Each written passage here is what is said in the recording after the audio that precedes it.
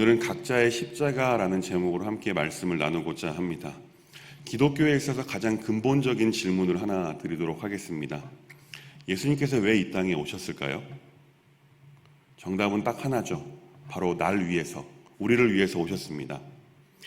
그럼 날 위해, 우리를 위해서 무엇을 하기 위해서 이 땅에 오셨을까요? 우리의 죄를 대신하기 위해서 이 땅에 오셨습니다. 그럼 우리의 죄를 대신하고자 하시는 그 예수님의 그 목적하심이 무엇일까요? 그것은요, 바로 화평을 주시기 위해 이 땅에 오셨습니다. 누가복음을 보면요, 예수님께 태어나셨을 때 천사들이 온 백성에게 미칠 큰 기쁨의 좋은 소식을 전한다라고 하면서 노래하기 시작했습니다. 그런데 오늘 본문 34절 말씀을 보면요, 우리가 알고 있는 예수님께서 이 땅에 오심에 관한 그 목적하심, 바로 화평하게 하러 오셨다라는 것을 예수님이 당신이 바로 정면으로 반박하고 계시는 말씀을 하고 계십니다. 34절 말씀을 함께 보겠습니다. 함께 읽습니다. 내가 세상에 화평을 주러 온 줄로 생각하지 말라. 화평이 아니요 검을 주러 왔노라. 화평이 아닌 무엇을 주러 오셨다라고 말씀하고 계십니까? 검을 주러 오셨다라고 말씀합니다. 이 검은 무엇을 위한 도구입니까? 공격수단의 무기이죠. 검은 화평을 위한 도구라기보다는 오히려 반대로 분쟁을 위한 도구로 많이 쓰입니다. 왜 예수님께서 왜 이런 말씀을 하셨을까요? 제가 예전에 이런 일을 경험했던 적이 있습니다. 노방전도를 나가서 한 어르신을 만났는데요. 그 어르신은요, 예전에 어렸을 때 교회를 다니셨던 어르신이었습니다. 그 어르신은요, 유교 문화에서 자라오시면서 오늘 본문, 나중에 교회를 다니다가 오늘 본문 34절부터 36절까지의 말씀을 접하고 나서 더 이상 교회를 나갈 수가 없게 되셨다는 이야기를 해주셨습니다. 어린 시절에 교회를 나가셨었는데 교회를 나간다고 하니 유교 문화가 강력하게 있는 집안에서 부모님, 바로 아버지가 좋아하지 않으셨겠죠.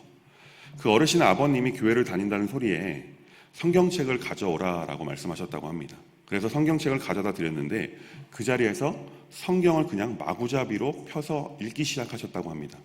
그러다가 오늘 본문 말씀을 보시고선 넌 절대로 교회 나가지 말라라고 말씀하셨다고 합니다. 나가다 걸리면 다리를 분질러 놓겠다고 엄포를 하셨습니다. 그러시면서 하시는 말이 너희가 믿는 신은 가족 간의 불화를 주는 신이냐고. 내가 교회를 다니면 우리 집안이 콩가루 집안이 될 것이기 때문에 절대로 너는 나가서는 안 된다라고 말씀하셨다고 합니다. 그래서 그 영향으로 안 나가다 보니 또한 오늘 말씀, 이 말씀을 읽어보니까 아버님의 말씀이 옳은 것 같아서 교회를 나가지 않으셨다라는 이야기를 했던 적을 있습니다. 그럴듯합니다. 유교 문화가 뿌리 깊은 한국의 일반 가정 문화에서는요, 절대로 납득하기 어려운 본문이 바로 34절 말씀이죠. 사실 이 일뿐만 아니라 상당히 많은 분들이 오늘 34절부터 36절까지의 말씀을 읽다가 실족하신 분들도 상당히 많이 계십니다. 사실 이제는 이 말씀의 뜻이 무엇인지 교회를 다녀보게 되면 다 알게 되죠. 그런데 실족하신 분들은요, 사실 그들이 오해로 인해서 교회를 떠나게 되는 것입니다. 왜 이런 오해가 생기냐면 사실 하나님께서 이 땅을 창조하셨고 이 땅을 다스리고 계심을 알지 못하는 사람들이 볼 때는 그들의 주장처럼 가족 간 불화를 주는 종교라고 이해할 수 있습니다. 그런데 우리는 이 말씀을 우리는 아주 이해하고 잘 알고 있습니다. 어떻게 우리가 이 말씀을 이해하게 되었을까요? 복음을 받아들이면 피 흘림이 있어야 한다라는 말씀이죠. 특히 종교의 문제는 가족 간의 갈등을 일으키는 가장 주된 요인이기도 합니다. 저희 집안도 파평윤 씨입니다. 굳이 따지면 지금 시대는 그런 거 없지만 양반 집안입니다. 심지어 패비 윤 씨와 같은 왕후들도 나왔었습니다. 그러다 보니 유교 문화가 저희 집안도 엄청나게 강했었어요. 그런 집안에서 저희 부모님과 저희 가정이 교회를 다니기 시작했습니다. 처음엔 집안의 어르신들 몰래 다녔습니다.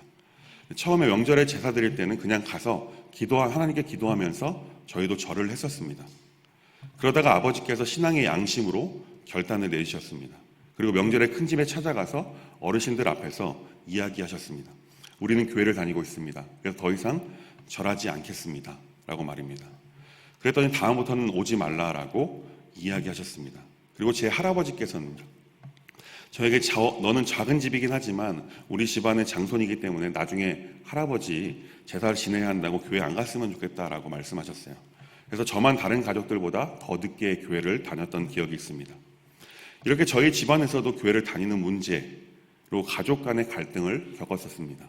결국 하나님의 은혜로 반대하시던 그 할아버지, 큰 집의 어른들의 마음들을 돌려주셨습니다. 명절날 저희는 절하지 않고 가문의 평안을 위해서 기도하게 된 것입니다. 이러한 일은 저만 겪은 것이 아닙니다. 여기에 계신 성도님들께서도 종교의 문제로 많은 갈등을 겪고 인내함으로써 지금 이렇게 새벽 시간에 하나님 앞에 드릴 수 있으셨을 것입니다. 우리는 이러한 경험 그리고 또한 이러한 이야기를 들음으로써 오늘 34절부터 36절까지의 말씀을 자연적으로 이해하게 되었고 태득하게 되었습니다. 왜 이런 갈등들이 일어날까요? 가치관 자체가 다르기 때문에 그렇습니다. 이 가족 간에도 이 갈등은 절대로 피할 수가 없는 것입니다. 예수님께서는 이런 갈등과 고난의 삶을 자기 십자가를 지고 나를 따르는 삶이다라고 말씀하셨습니다. 예수님의 제자가 된다는 것, 아니 하나님의 자녀가 된다는 것은요, 물론 하나님의 은혜로 거저 자녀가 되죠. 그런데 우리의 삶에 이러한 십자가의 피 흘림이 시간을 지나야지만 가능한다라는 것입니다. 어쩌면 그 피 흘림의 시간이 우리는 주님 앞에 서는 그날까지도 계속될 수 있습니다. 그리고 이러한 가족 간의 문제뿐만 아니라 예수님을 믿기로 시작하고 나서부터 수많은 여러 가지 문제들, 십자가가 우리에겐 예수님께서 말씀하신 것처럼 자기 십자가가 될 수 있다는 것입니다. 다시 근원적인 질문으로 돌아가 예수님께서는 화평을 위해서, 평화를 위해서 오신 것은 사실입니다. 그런데 그 평화는, 그 화평은요, 우리가 이해하고 있는 평화와는 조금은 결이 다릅니다. 예수님께서 주시는 그 화평, 평화는요, 죄로 인해 파괴된 인간과 하나님 사이에서 누리는 그 화평과 평화를 의미하는 것입니다. 진정한 화평과 평화는요, 하나님과의 관계 회복인 줄 믿습니다. 사람과 사람 사이의 그 관계 회복은요, 하나님을 떠난 이들이 각각 하나님과 먼저 화평을 이룸으로써 가능해질 수 있습니다. 하나님과의 화평의 관계를 맺지 못하는 이들과는 빚는 갈등은 제자의 삶을 사는 사람들에게는요, 어쩌면 당연한 것일 수 있습니다. 그런데 모든 인간은 갈등을 피하고 싶어 하죠. 더욱이 가족 간에 이루어지는 갈등은 더욱더 더 싫습니다. 그런데 제자의 삶을 사는 사람들에게는 가족 간의 갈등이 어쩌면 예수님께서 말씀하신 자기의 십자가가 될 수 있다는 것입니다. 이 외에도 예수님의 제자로서 세상을 살아갈 때 감당해야 할 각자의 십자가가 있다라고 오늘 본문 38절에 말씀합니다. 그 십자가를 지지 않게 되면 예수님께서는 자기에게 합당한 것이 아니다라고 말씀하십니다. 자신의 십자가를 외면하면 우리는 하나님께 더욱 깊이 나아갈 수 없게 됩니다. 왜 그러냐면 자신만의 십자가를 지지 않는다는 것은 어쩌면 하나님보다 세상을 더 사랑하는 것이 될 수 있기 때문입니다.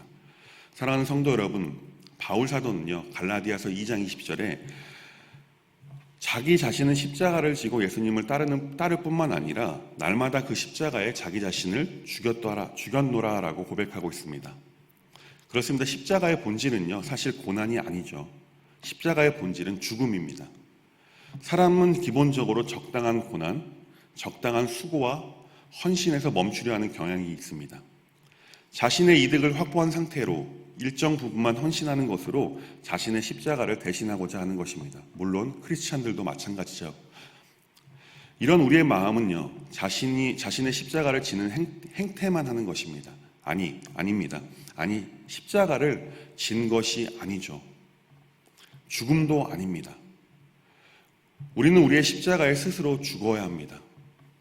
우리 자신을 온전하게 내려놓을 수 있어야 하나님의 온전하신 사랑과 은혜에 마주하게 될 줄 믿습니다. 성도에게는 정말 다양한 십자가가, 자기만의 십자가가 존재합니다. 그 십자가를 내가 볼 때 엄청난 십자가처럼 보일 수가 있고, 아니면 반대로 엄청 가벼운 십자가처럼 보일 수 있습니다. 그런데 그것은 어디까지나 나 자신, 개인의 시선에 불과합니다. 그래서 우리는 절대로 남의 십자가와 나의 십자가를 비교해서는 안 된다는 것이죠. 하나님께서는 다 아시는 것처럼 성도 개인에게 감당할 만한 십자가를 허락하십니다. 그렇다라는 것은 우리 개인이 볼 때 가벼워 보이는 십자가가 그 십자가를 지는 당사자에게는 엄청난 무게의 십자가일 수 있다는 사실을 우리는 절대로 간과해서는 안 되는 것입니다. 그렇게 예수님께서는요, 자기의 십자가만 지고 따라오라라고 말씀하신 것입니다. 우리가 만약 십자가를 지고 예수님을 따르는 길을 갈 때 내 옆에 걸어가는 그 십자가를 지고 걸어가는 사람들을 볼 수 있다면, 그럼 볼 수 있는 여유가 있다면 사실은요, 우리는 십자가를 지는 것이 아니죠. 사랑하는 성도 여러분, 여러분들의 십자가를 온전히 지시고 삶이 다하는 그 순간까지 그 십자가의 길, 예수님을 따르는 복된 삶을 사시길 주님의 이름으로 축원합니다. 오늘의 삶 가운데서 우리가 져야 할 자신만의 십자가가 있을 줄 믿습니다. 그리고 그 십자가가 너무나 무겁고 버거우시면 하나님께 나아가시기 바랍니다. 하나님 우리에게 말씀하셨습니다. 수고하고 무거운 짐진 자들아 다 내게로 오라고 말씀하셨어요. 그리고 하나님을 의지하고 믿음으로써 마침내 우리에게 상급을 허락하실 하나님을 바라보면서 그 십자가의 길을 담대히 걸어가는 저와 우리 모두가 될 수 있길 주님의 이름으로 축원합니다. 기도하겠습니다. 하나님, 오늘 본문 말씀을 통해 각자의 십자가를 지고 예수님을 따르는 삶이 바로 예수님의 제자로서의 삶임을 다시금 마음에 새길 수 있음에 감사드립니다. 하나님, 하지만 때론 이 나만의 십자가가 참으로 버겁고 어렵고 힘들 때도 있습니다. 예수님께서 그 십자가를 지고 따라오라고 하셨기에 우리는 버겁고 힘들지만 순종하여 이 길을 걸어가오니 감당할 만한 십자가만 허락하신다고 말씀하신 하나님께서 우리가 져야 할 십자가를 온전히 질 수 있도록 힘과 능력을 더하여 주옵소서. 예수님의 이름으로 간절히 기도합니다. 아멘.